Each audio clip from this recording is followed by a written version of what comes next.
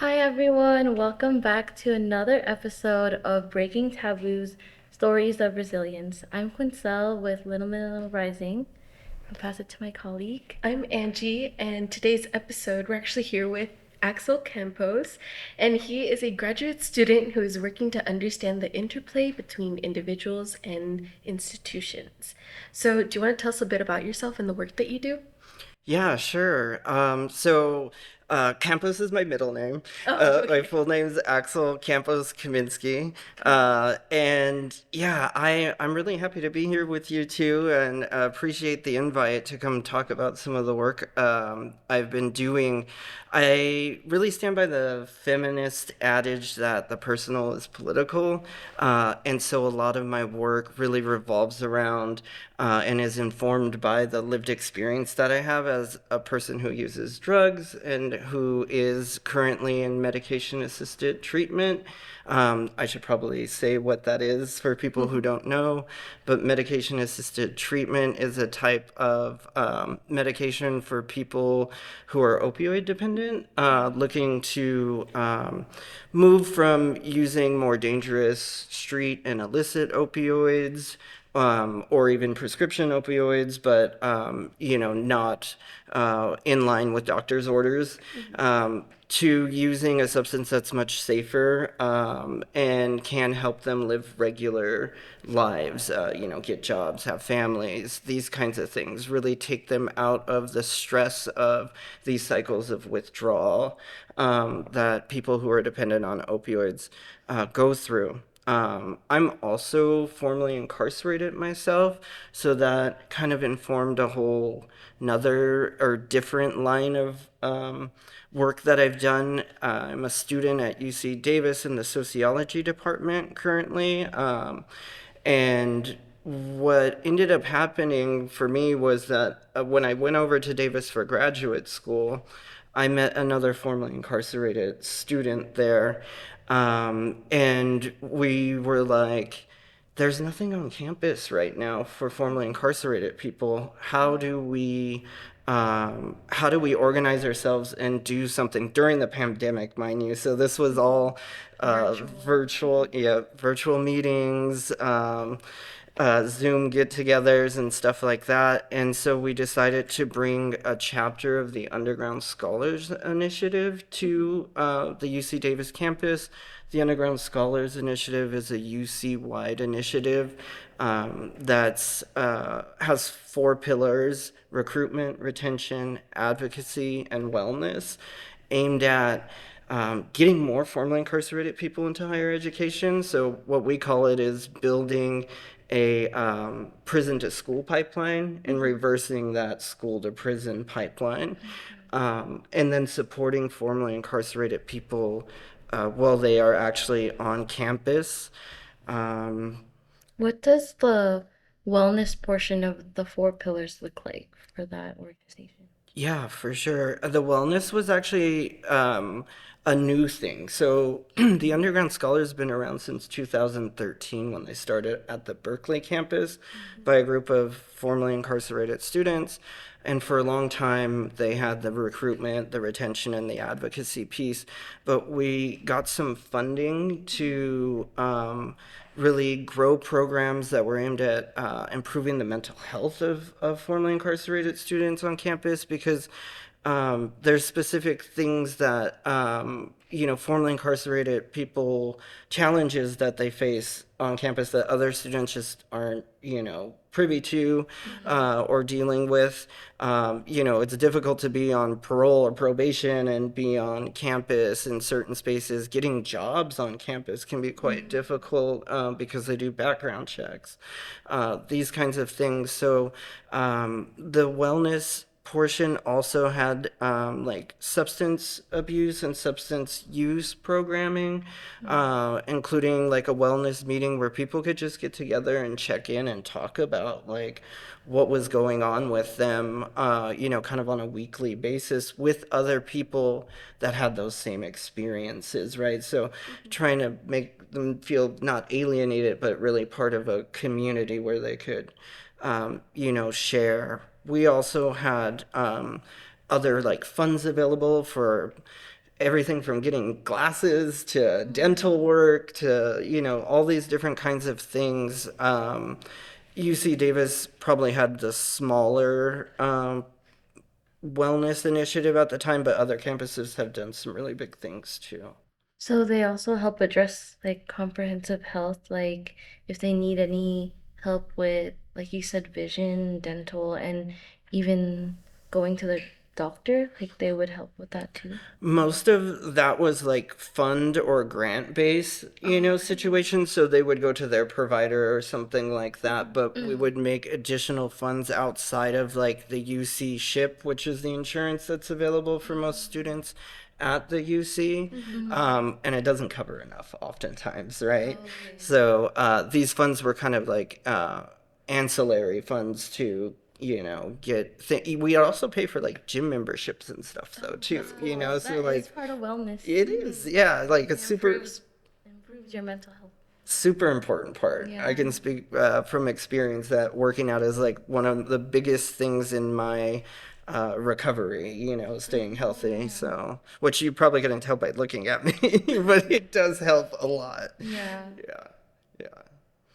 So, I mean, that's a bit about the wellness kind of component of that group, but um, overall, we were able to get $4 million from the state of California to really grow these programs across the different UC campuses. And so since I've actually left leadership in this organization, they've grown even further. Becoming, I would say, institutionalized to an extent where they have like an official program and they have professional staff. And honestly, it's a little sad because once the money came in, the university really pounced and, kind of took over the program from formerly incarcerated people. So it's not led in the same way by the people with the lived experience. It's led by professional administrators, staff, stuff like this. I don't regret it. I think it's great. We left something that wasn't there when we started, but at the same time, it's kind of hard to see your baby, turn into something different. Different, yeah. And like, yeah, I really commend you for starting it during a pandemic because a lot of people mention facing isolation and experiencing mental health issues during the pandemic. So for you to start that and address it head on, we're very grateful for that. Thank you. Yeah, it was really about like providing a space for people that I felt was needed on campus. I had been on the UCLA campus, the UC Hastings campus for law school because prior to coming to Davis, I actually did law school thinking I would be a attorney in court doing the whole thing.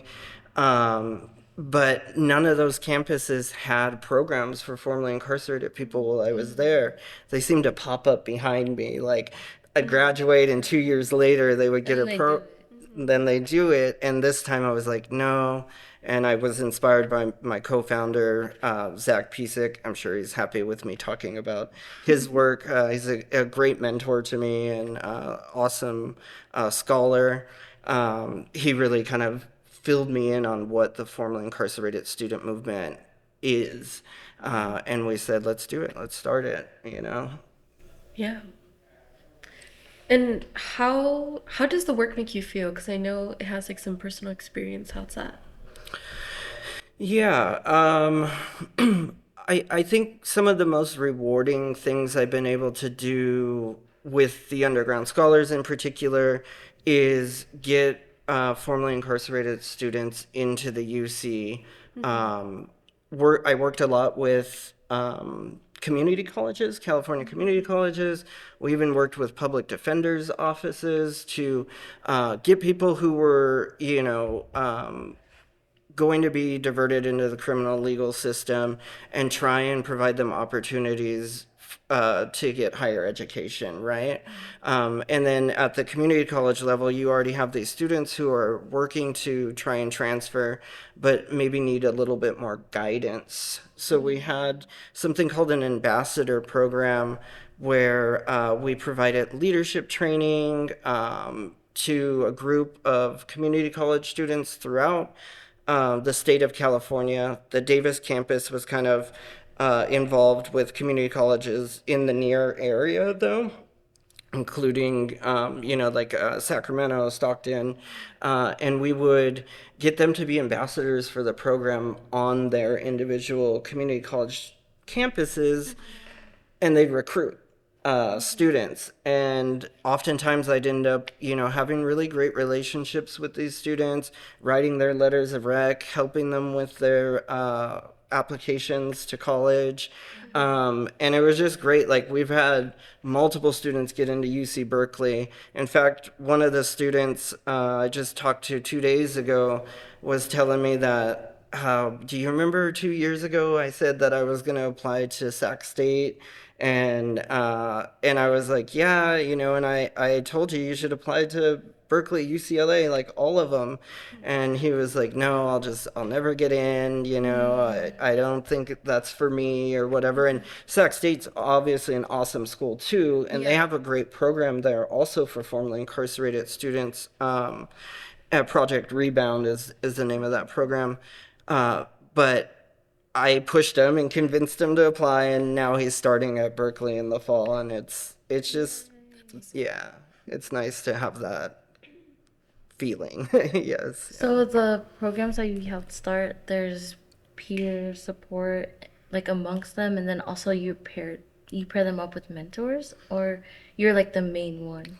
No, I did recruitment. I was actually a chair of recruitment, so I did interface with more students on a one-on-one basis. But some of the other underground scholars programs, did have like a transfer workshop and transfer mentoring component. So they would hook you up with someone who'd been through the process, who's formerly incarcerated too, and they'd help guide you step by step through it. And I ended up doing that like as kind of on the side work, but these coordinators were able to get paid, and paid for their labor and their work. So. And that was during like while you were in law school, or like right after you finished? No, this was at UC Davis. So this was, yeah. So when you went to law school, do you mind telling us a little bit about like the work with the legal system and how it also intertwines with the people who use opiates? Yeah, for sure. I'll say that maybe I should tell a little bit about how I decided to go to law school, or why, Like what drove you to pursue that career? Absolutely. So, in addition to working with the formerly incarcerated students, I also have 15 years of experience practicing harm reduction, especially in the context of my own life, my own drug use, and my own participation in medication assisted treatment. So, um, I think for a long time I bounced back and forth between the idea of being a healthcare like professional, a nurse, or going to law school. And in the end, I got my EMT's license. Worked for a little bit in the ER, actually, not in the field on the rig, and it was not for me. It's a lot. It's a Yeah, lot. emotions. It's like always an adrenaline rush. What I feel. It was a lot, and it was a lot of the grunt work too, changing bedpans, like doing EKGs, this kind of stuff. And The frontline work. the frontline work, yeah, exactly. And I had healthcare professionals in my family, and they loved doing it. And I was just like, I don't know if this is for me. And so there was really two kind of incidences that happened with the criminal legal system that drove me towards wanting to be a lawyer. The first was I was in Long Beach, 2 blocks away from my mom's house, when someone called the police on me. At the time, like, I had a big Ted and, was wearing all black and this kind of stuff. And they called and apparently said, oh, there's like a hoodlum in the neighborhood or something. And the police came in really hot. And the long story short is that I got in this pretty bad altercation with the police where I was tased 4 times. They broke both my hands. Got a baton to the side of the face. And, it was pretty messed up. And I then was facing multiple felony charges at the time for this interaction with the police, which I felt, I was not guilty of. And so I went through this whole kind of, I don't know, harrowing thing where I was in the hospital for like 2 weeks unconscious. My parents couldn't get access to me. They then moved me to the city jail where I felt like my life was in jeopardy because all of my charges were like battery on a police officer, these types of things, right? And so I was able to get myself out of there because I still had medical issues from being tased and unconscious for that long. And they moved me to LA County City Jail, where I thought, okay, I'd probably be a little safer here. That turned out not to be the case. I experienced police violence at that institution too. This was at a time when LA County sheriffs were hiding people in the LA County jail. It was in the news. This was 2011, and they kind of locked me away and denied my civil and constitutional rights to have a lawyer, to call my parents, to contact people on the outside. I think until I was healed up enough to be presentable. And eventually I was able to contact my mom, get bail, get out of the system, and get an attorney. I was fortunate enough to have a grandmother who posted my bail. She owned her house at the time. And so we were like, do we fight this? Do we bring a civil case against the city and the police officers? And what ended up happening was, the cops showed out for each other, and there was over, 15 different patrol cars there at the incidents, and they all confirmed their story. And the best I could do was to take a plea for a couple small misdemeanor charges and get time served. But that experience really made me feel like the whole weight of the criminal legal system, on me. And as someone who has more privilege than a lot of people, like, I don't know how individuals like survive going through this kind of, trauma. So that really made me want to defend people in those situations. And I'll keep this shorter, but 2 years after that, I graduated UCLA in 2013, and I was over at a friend's house hanging out, and he was actually shot and killed by the police in front of me, and in front of his son at the time. And this was during a time when there was a lot of officer involved shootings, not just like nationally, but where I was living during that week, there was 5 other officer involved shootings. And so the family did decide to sue because it was so awful and egregious. And I ended up being the witness in that case against the police, and they were successful. And so that really made me want to go to law school. I was like, there's something I can do here. I can hold those in power accountable. Exactly. And I learned that from the attorneys who worked on that case. They even wrote one of my letters of rec for law school. And so it was those 2 experiences that really drove me towards the law. And when I got there, I eventually did change course towards research. But that's kind of what brought me up to. Would you explain how your work with the legal system intertwines with people who use opioids? Like, I know that was like the background of how you got into law. That's right. Yeah. Yeah, sorry. It's okay. There's so much. Yeah. I feel like I'm talking so much. You could take a deep breath and just, Drink yeah, water. like, yeah, you've gone through so much, and I just really appreciate your strength for like sharing your narrative. Sorry. Oh, thank you. I appreciate you for, creating a space where I can do that. Do you want to take a breather? Yeah, I'm sorry. I just No, you're good. You're good. yeah, I can't imagine what that feels like for you to see like a loved one die in front of your eyes, and for you to go through something yeah, like so inhumane, and yeah, to just come back from that, and that resilience that you have to continue to help future generations. And you're doing that right now. Thank Yeah. you. Thank you. Sorry. No, you're absolutely okay. It is heavy stuff. I get used to talking about it because I do it often and do it in front of classrooms, but sometimes I go home and I sit there and I just like let it all out because it's a lot. And, I appreciate that you have such like compassion and, I mean, like, drive.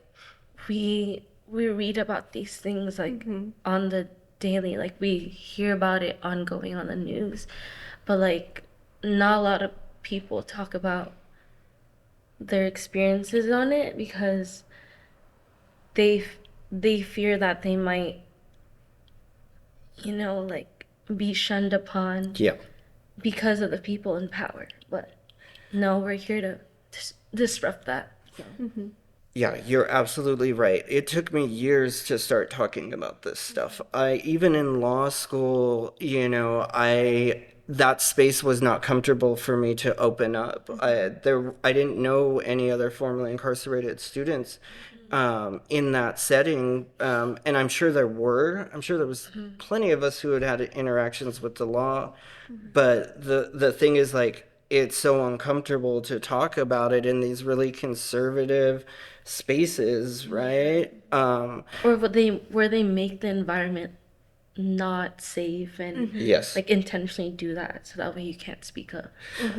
absolutely. Yeah, these institutions, they want to shut down this kind of speech because it's shedding light on the flaws and the issues and the crime, I would call it, that's taking place uh and perpetrated by the system, right? So I eventually, it took, like I said, it took me a really long time to start talking about this, feel empowered enough, feel like I had enough degrees behind me, enough education. My partner, being a criminal defense attorney and public defender, really helps me because I feel like, hey, if the cops try to come for me, they got to deal with her, right? She's like right by your side. She's my ride or die, yeah. So Shout out to her. shout out to Melissa Herrera, Esquire. Yeah. She's also first gen Latina lawyer, so she's definitely has a lot of the same shared experiences that I've had that drive her work, and is why she wanted to work here in Stockton for the public defender's office because she knew this is like the community she grew up in, and that there are tons of impacted people that need fierce advocates. Could you tell us a bit about how your work with the legal system intertwines with people who use opioids? Okay.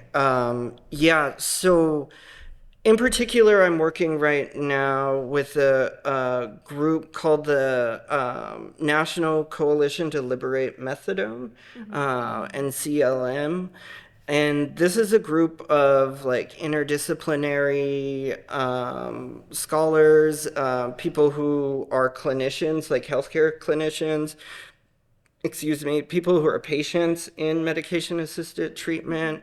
So we got like a broad swath of people with different skills working together to really change both the narrative around methadone and medication assisted treatment, but also the laws around methadone and medication-assisted treatment. This country's this country's criminal legal system, and in particular its drug laws, are racist, and they have been from the beginning. They have been since the first opium laws were passed in San Francisco, that really devastated Chinese American business owners, up through Prohibition when alcohol became associated, and in my opinion, purposely associated with working class immigrants. And then up through, the reefer madness, kind of politics about Mexican Americans in particular bringing in crime and drugs and smoking marijuana. This rhetoric has been around for a really long time, and it's still affecting people who use drugs today and people who are in drug treatment even. Anyone in medication-assisted treatment is covered under the ADA, the American with Disabilities Act, and so they cannot be discriminated against legally, yet it happens all the time. It happens in the workplace. It happens with job credentialing. In fact, myself, if I wanted to become a licensed attorney, I would have to go through a moral character and fitness process, and I would have to disclose this medication. And in the past, they have denied potential attorneys the right to practice law based on their substance use medication, which is, you know, it has been found to be illegal since then, but these kinds of practices are common in a lot of spaces. And then also within the clinic system, which is a very particular regulatory and legal apparatus that this medication is doled out. So let me step back a little bit. There's 3 different primary medications that are used for medication-assisted treatment. Suboxone or buprenorphine, that can be prescribed out of a doctor's office like any, other medication, as long as the doctor has some credentialing for addiction medicine. Then there's naltrexone, which is like an opioid blocker. Excuse me. And then there's methadone, which is a full opioid agonist that works like other opioids do, but really just replaces illicit opioids or recreational opioids with this type of medication. And that's only available at very specialized clinics throughout the United States. And So all 3 are controlled substances, right? correct, yes. But this one in particular, the laws and regulations that came up around methadone were spawned in the 1970s by the Nixon administration, which we know to be highly problematic administration. These laws were racist and more interested in surveilling the black community in particular at this time than providing access to treatment. And so from early 1970s until just last month, those laws pretty much remained unchanged, except for some COVID exceptions that happened, during the COVID crisis. But last month, in the group that I'm involved with, NCLM, was working on this and able to get the federal legislature to memorialize those COVID restrictions and open up more access to methadone medication. And it's really new. It just happened last month. California has to catch up, basically. But it's exciting because, it took decades to get these laws changed to give more access to people. Yeah, that's interesting you brought that up because when we did our intro episode for this series, a lot of the statistics we had did not shed light to people of color. Like we know that there's an increase of experiences that they're facing and even deaths. But the statistics show that like it's a very small amount of people are being affected by it, or less people than we know are dying from it. But yeah, we see the discrimination in the statistics too. And like, how is there a way for people to get accurate information on like based on race, or is is it also like not up to date? You know, it's interesting because within the methadone space, they, as healthcare providers, are subject to like HIPAA laws. There's a lot of privacy issues that go on, and so the Do have clinics it, have right? all of this information. They have very extensive files on every single patient, Yeah. and demographic information, but there are barriers to accessing it. And in a lot of times, I would say it's a good thing because um, it can be extremely stigmatizing to be outed as a patient. Like if this data is not handled very carefully, there's some real implications for people. But I do believe that we need far more research on the experiences of POCs, maybe more qualitative research, people going in and doing ethnography and interviews. And, you can really decontextualize that information. And it's still very powerful. Yeah. That's kind of one of my projects is aimed around doing this, particularly looking at drug counselors that work in medication assisted treatment and how their identities impact their patient care. So, are drug counselors who have experience with opioids themselves, quote unquote, providing better patient care? Or maybe they're more punitive. Maybe they're actually harder on the patients and take away privileges like take home doses. Um, Take home doses are doses that of your medication that you earn while you have good time on the clinic. So passing drug tests, things like this, getting a job. After a while, then won't make you come in every single day to the clinic, and you can start getting your medication at home. Yeah. Yeah, so what is the sustainable way for that? Because I've seen patients in the ER who ask us for like a small amount of methadone or buprenorphine or naltrexone for because they ran out. But then they were like, "Oh, my clinic won't give it to me yet. I but I need something." And then oftentimes I see providers like they're hesitant on it because yeah, they don't know if it's truthful, or like they just don't know like how to, if they didn't go through addiction medicine training like you mentioned earlier, they might be more reserved to give it. But what is a way that that could be changed? Yeah, that's a great question, and it's something that's being dealt with to an extent, excuse me, right now in California. Um, Clinics have very restrictive hours. So most clinics are only open for, Like a 9 to 5 or something? oh, I wish it was 9 to 5. It's usually like the clinic that I go to is open from 5 to 1 for dosing. Oh, wow. 5 in the morning until 1 in the afternoon, which is really actually pretty good when you see the hours of other clinics. I've been to clinics that are only open for 1 hour on the weekend.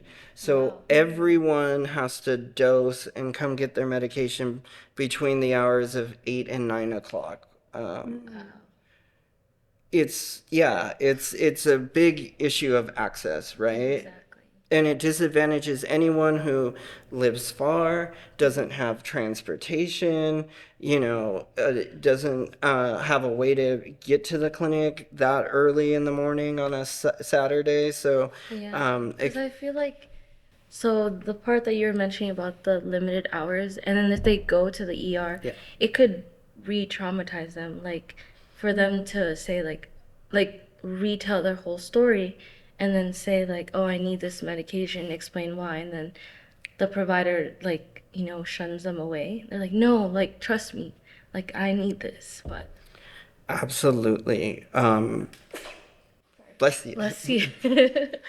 Patients are often in a situation where they're desperate to get their medication, Yeah. and providers see them as drug seeking rather than Exactly. human beings in need of care. There's literally an ICD-10 code for that, and I'm like, Yeah, why do you need to put it? it's the Hippocratic oath says that you shall do no harm, right? So I believe that if someone comes in pain, in withdrawal, it's your duty as a doctor to mitigate that pain, whether you think that it's valid or not, right? Because we know that there's tons of issues with the pain scale and this objectivity and how race plays into all this. Um, but like at the end of the day, the doctor should be trying to mitigate the problem, right? So to get back to your question, because the clinics have these limited hours, oftentimes you'll see patients showing up to the ER. Some clinics will even advise their patients to do that because it is a valid way to dose if you're gonna miss at the clinic during the normal hours.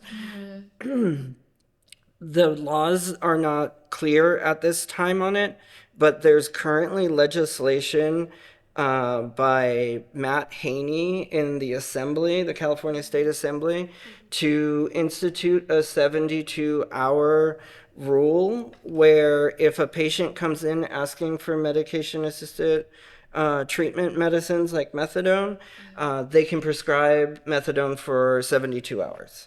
So they can, yeah, they can go ahead and make sure that person is stable and able to get to their clinic or get to a clinic, because this will apply to people who are even not already on treatment but trying to get on treatment, to serve as like a springboard to more care.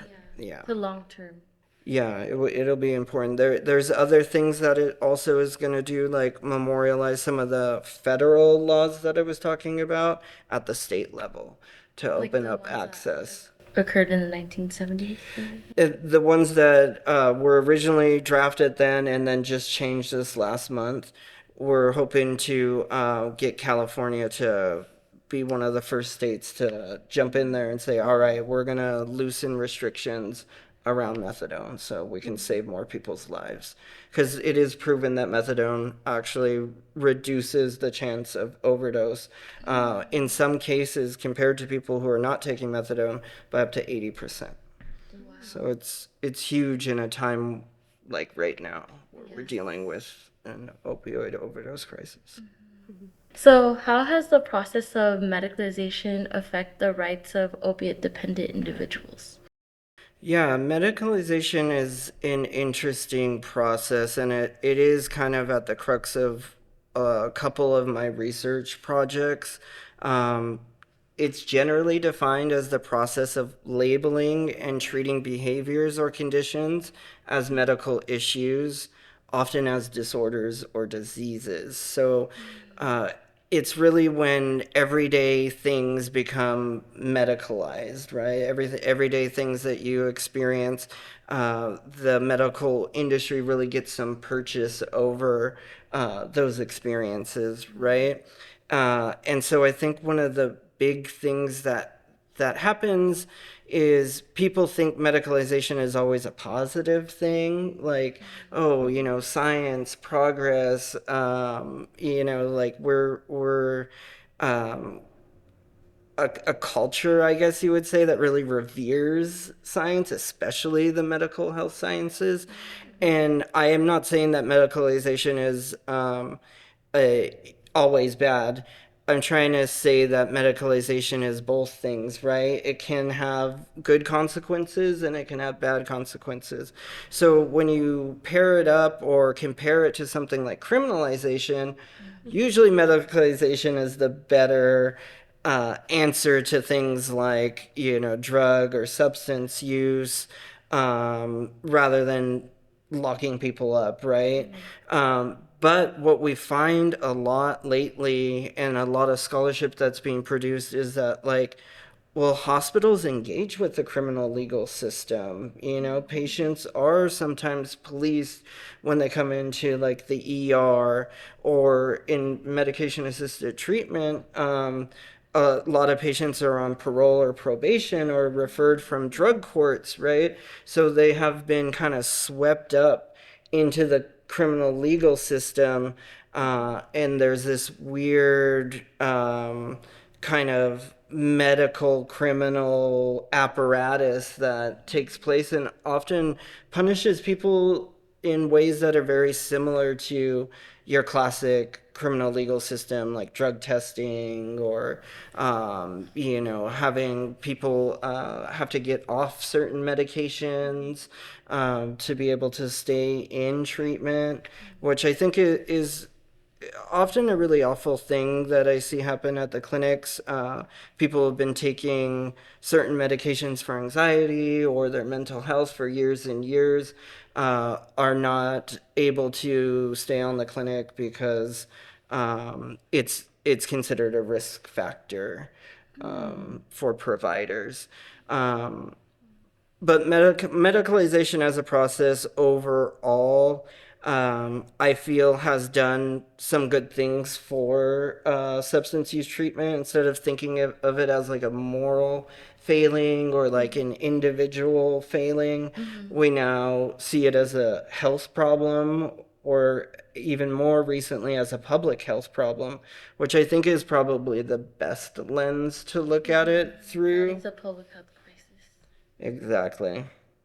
Yes, because oftentimes I think when we talk about it as a medical issue, there's still a focus on the individual.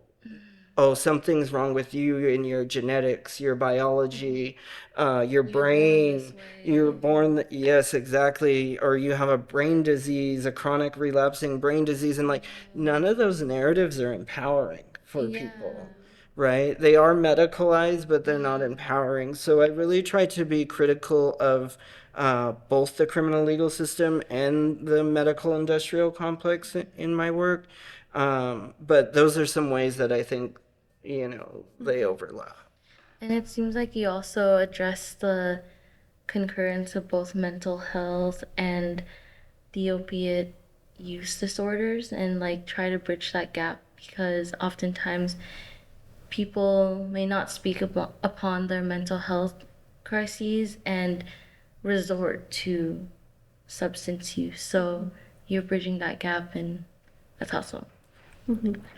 I truly believe that most substance use is not the problem in of itself. It is driven by other things, like you were just talking about mental health issues. Also, just surviving in a capitalist society where you have to work 40 hours a week, you're torn away from your family and your loved ones. Like, the way that we have to engage in this society, it's very challenging and hard. And substance use often is a way to try and substitute for that lack of connection that we don't have with each other. So I agree with you 100% that, like, substance use is usually not the problem. There's almost always something else going on that we need to focus on, to help the individual. And substance use can also be therapeutic and a way to get through things like trauma and grief. People process with substances, and I think we really look down on that, but we shouldn't. And more people than you think in the United States use alcohol. Like, something like 70% of people have used alcohol, in the United States, and a large amount of them have used it to process emotions and feelings. And rather than looking at that as solely problematic thing, look at it on a continuum of, well, what's the other option for me to deal with my severe grief and depression, maybe self-harm or something like this. So on that continuum, drinking a beer doesn't seem so bad. And then you mentioned earlier in the beginning, like the school to prison pipeline. Did you want to explain that? Yeah, so I think this kind of also goes along with my definition of justice, because I think we in this country have a very rigid idea of what justice looks like. Really, it's something that the criminal legal system gives to us. Like the court can weigh in and decide that justice has been served, right? But my thing is that justice is really contextual. It has to do with the people who are involved in the situation. It depends on who's affected, what type of harm has occurred. And our courts can't give that to us. They can't provide a one size fits all definition of justice and put that out there and say, okay, this is what it is for every single person in the United States, because you're missing so many groups of people, so many people that have intersecting identities, intersecting experiences that take them away from justice as the state defines it and as our government defines it. And I think it's kind of one of the similar issues is like human rights and defining human rights as like, X, Y, and Z. But then who do these human rights apply to, right? Oftentimes, huge swaths of people are left out, right? And I think the same thing happens with justice and our concept of justice in this society. Poor, disenfranchised, POC, substance users, queer, like all of these people should be able to define what justice looks like for them and not have the court or the government define it for them. Yeah. And so, to the school to prison pipeline aspect of things, I think for a long time, we felt like these were bad kids. These were problem kids. They deserved punishment. The school to prison pipeline usually starts with a teacher or administrator being tired of a kid being disruptive in the classroom. And rather than realizing that this kid should be accommodated in some way, that he or she learns differently, that there's a million other different answers, including possibly medication, that could help this young student. We see them as a problem and we try to cut them out, like a cancer, like, oh, they're going to affect the other kids' learning because they're disruptive. And then that turns into the kid hating school, becoming truant, not wanting to be there, because who would want to be in a room where the person, yeah, the person in charge of the room is telling you that you're wrong, you're dumb, you're a problem. So then the kids avoid, and it's this kind of cycle where they end up involved in the criminal legal system because they couldn't sit still in class, right? It's like, and then we know as people who study the criminal legal system that like early contact with jails, institutions, youth authorities, stuff like this, increases the likelihood of recidivism, going back to jail and prison as an adult, exponentially.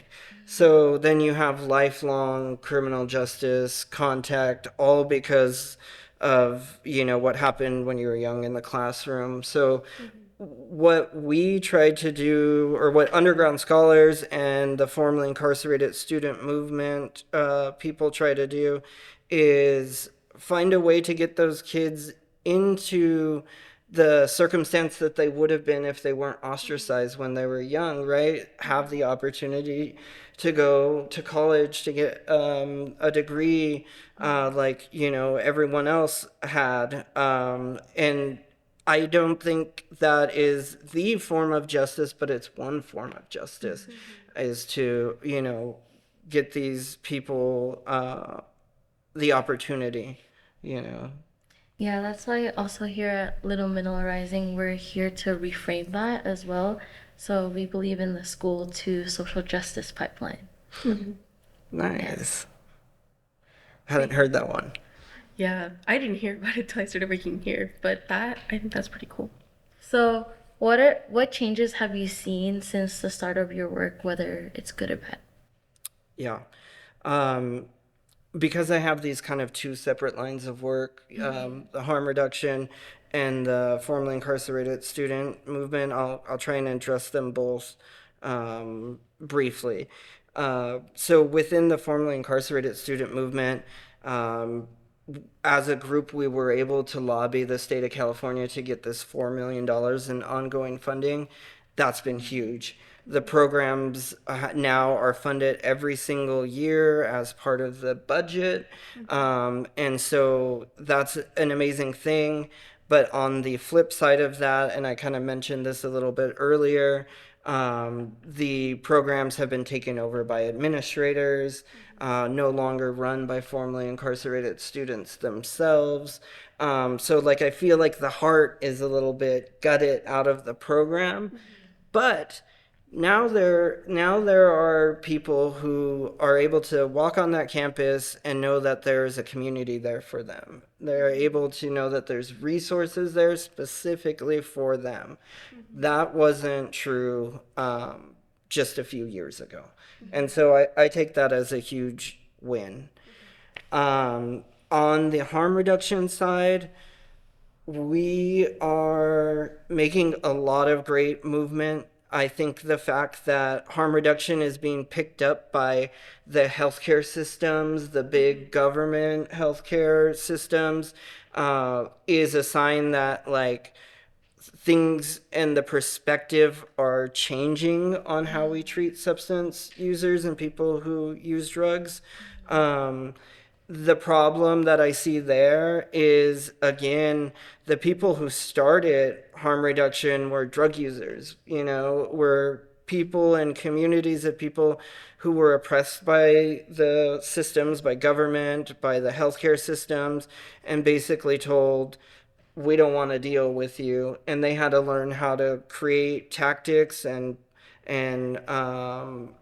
practices to save their own lives. Right. My first introduction to harm reduction was when I started a clandestine or illegal syringe exchange shortly after high school. A group of friends and me were living in a city, Long Beach at the time, that didn't allow clean needles like to be distributed. There was a moratorium against syringe exchange programs. Yeah, so we would collect dirty syringes and we would drive to 2 hours to LA to go turn in the needles and get clean ones.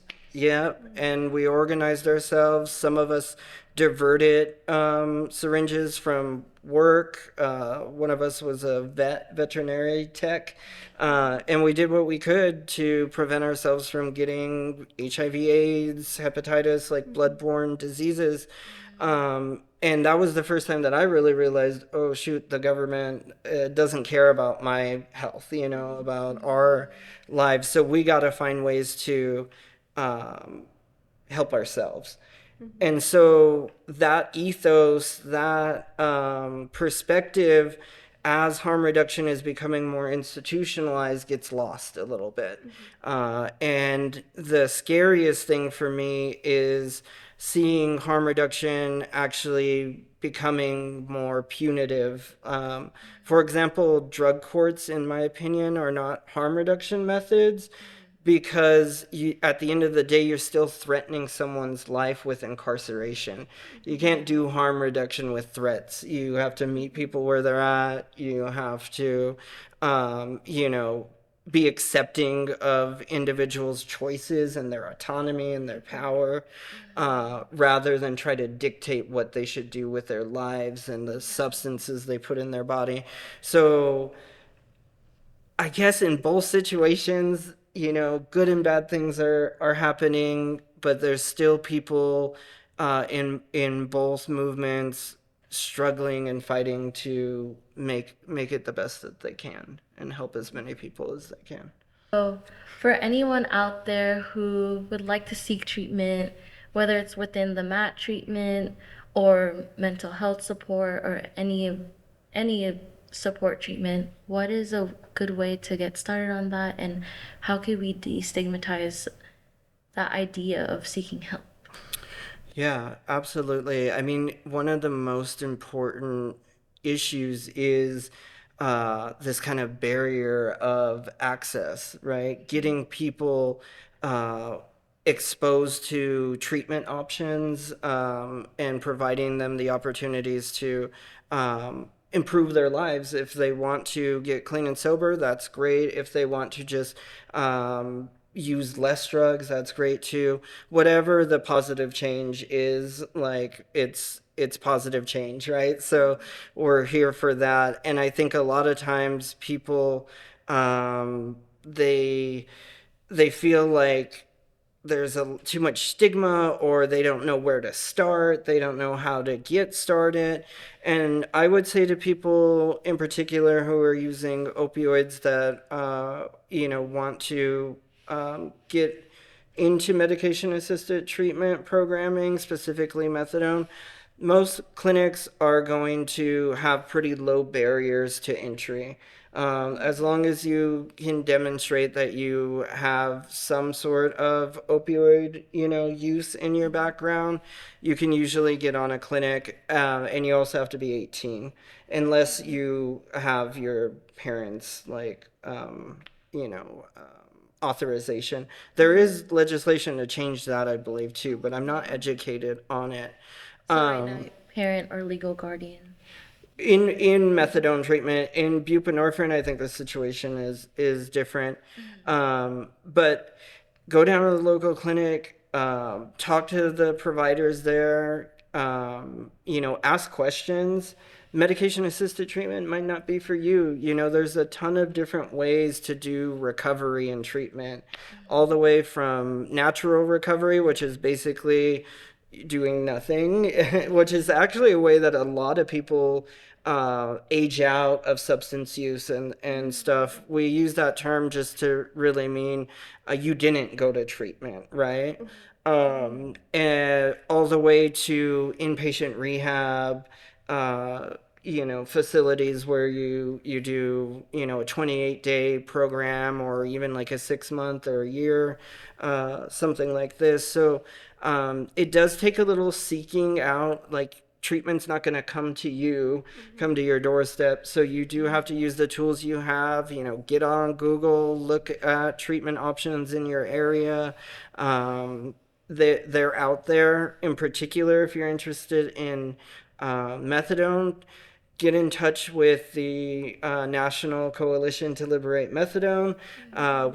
We create spaces and meetings to empower people who use medication assisted treatment. We're always happy to share information about medication assisted treatment. Drug users unions are another place where I would direct people who are using substances to go, like the San Francisco Drug Users Union. Urban Survivors Union is a national drug users union. And so there are these groups of people who use drugs who provide services to people who use drugs. So they're a great way to start, because the stigma is not there in the same way that it might be with a conventional provider. You can actually go and be met by people who have the same lived experiences. Yeah, and just want to plug one way that you can get help with referrals is through Little Middle Rising. And we can get you connected with awesome people like Axel and other community members who are here to help you address substance use, addiction, and just for if you want to seek any of the resources within the area, we're here for you. So, as we wrap up, we just want to thank you so much, Axel, for taking this time to share a lot of your experiences and the great insight that you provided for our community. We're very grateful for that. And as we wrap up, our call to action for today is to share your story. So, if you have a personal connection to the opioid crisis, the opioid epidemic, seeking treatment, substance use in general, we consider sharing your story and we are here to empower you. So, your experiences can inspire others to seek help and reduce the isolation that often accompanies addiction. So, anything you'd like to add before we wrap up? Yeah, absolutely. I agree that the power of narratives, counter narratives, to really change the way people think about substance users, to destigmatize the category of being a drug user is extremely powerful. It's why I choose to talk and share my story. I will say that you should never put yourself in harm's way, though, right? So if disclosing that you're a drug user is going to harm you, protect yourself first always. But if you feel like you can share those stories, I can't tell you how incredibly important and inspiring they are to other people, to the movement. So anyone who's out there talking about their drug use is brave to me. Yeah. But yeah, thank you so much for listening. Also wanted to shout out, there are clinics in Stockton to my fellow Stocktonians. They're called Aegis, Aegis. They have clinics like all over Stockton. So if you're a little intimidated to come up to us as Little Manila, where we could refer you, you could also go straight to them. Yeah. That's my clinic. Oh yeah. Oh, Yeah. nice. Yeah, they actually do a great job. So Yeah. They do. yeah. Well, thank you everyone for tuning in. See you next time.